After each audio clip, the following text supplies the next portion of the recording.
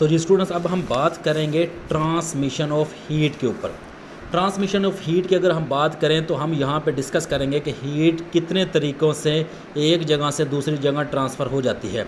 तो याद रखें स्टूडेंट्स, हीट जो है वो 3 तरीक़ों से ट्रांसफ़र होती है। नंबर 1 हमारे पास है कंडक्शन। एक मेथड जो है वो है कंडक्शन। सेकंड मेथड जो हमारे पास है उसको कहते हैं कन्वेक्शन। सेकंड मेथड क्या है? कन्वेक्शन। और जो थर्ड हमारे पास मेथड है इसको कहते हैं रेडिएशंस। रेडिएशन। तो याद रखें स्टूडेंट्स, हमारे पास हीट को ट्रांसफ़र करने के 3 मेथड है, कंडक्शन, कन्वेक्शन और रेडिएशंस।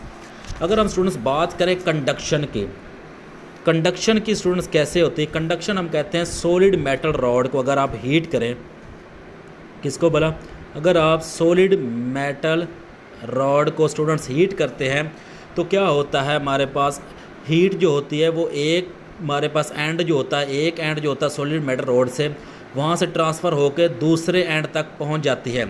एग्जांपल के तौर पर अगर आप देखें, हम क्या करते हैं, अगर आप एक सलाख ले लें लोहे की और उसको आग पे गर्म करें तो आप देखेंगे कि कुछ वक्त के बाद क्या होगा, आपके जो हाथ में आपने जिस साइड से आपने सलाख को पकड़ा होगा वहाँ वो हिस्सा भी गर्म हो जाता है। तो क्या होता है, हमारे पास असल में जो एनर्जी वो ट्रांसफ़र हुई थी या वो हीट जो ट्रांसफ़र हुई थी वो किस तरीके से हुई थी? वो हमारे पास कंडक्शन मेथड से हुई थी।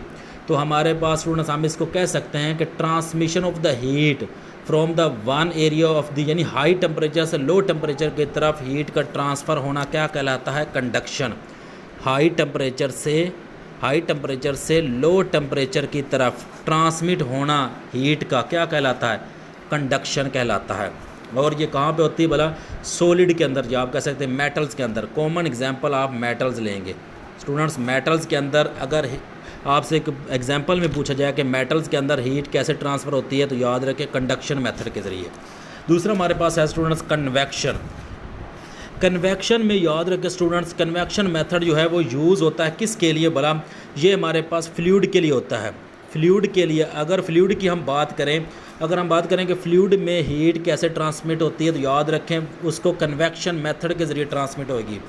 फ्लूइड में क्या होता है, अगर हम क्या करें, फ्लूइड के एक साइड से हम फ्लूइड को क्या करें, अगर एक पार्ट जो होगा फ्लूइड का उसको हीट करें तो हमें पता है कि जो फ्लूइड होता है उसके अंदर क्या होता है, पार्टिकल्स पाए जाते हैं। वो पार्टिकल्स जब आपस में टकराएंगे तो उन पार्टिकल्स के आपस में टकराने से क्या होगा, काइनेटिक एनर्जी प्रोड्यूस होती है, काइनेटिक एनर्जी बढ़ती है। जब काइनेटिक एनर्जी बढ़ती है तो क्या होगा स्टूडेंट्स, टेम्परेचर बढ़ जाता है। जब टेम्परेचर बढ़ेगा तो हम क्या कह सकते हैं कि हीट असल में ट्रांसफ़र हो चुकी है। तो फ्लूइड के अंदर जो हीट ट्रांसफ़र होती है वो किस मेथड से होती है? कन्वेक्शन मेथड के ज़रिए होती है।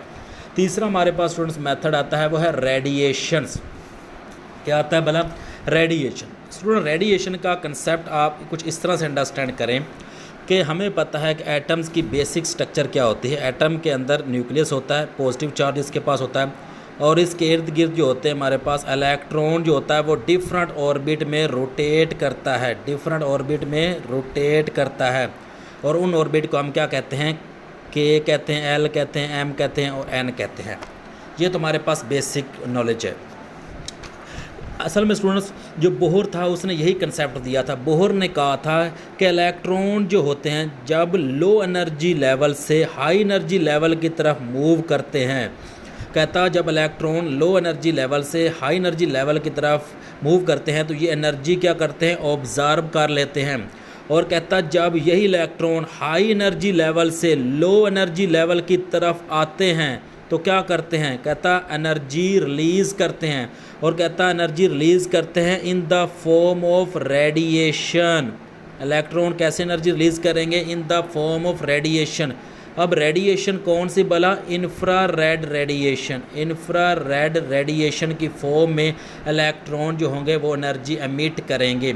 तो ये हमारे पास स्टूडेंट थर्ड मेथड था ट्रांसमिशन ऑफ हीट का।